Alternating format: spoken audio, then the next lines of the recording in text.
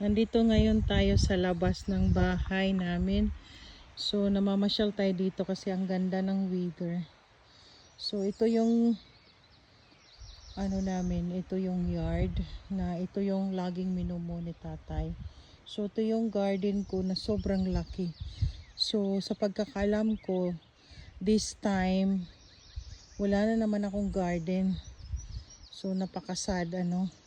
So ito talaga ang napakalawak ko na garden. Ito talagang the best spot talaga sa aking pag-garden. Ayan.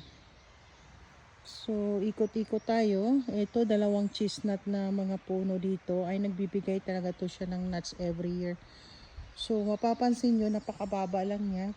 Tapos maraming sanga. Maraming bunga at maraming bulaklak. So ayan. Ito yung paligid ng aming bakuran. Siguro mamimiss ko talaga nga ito.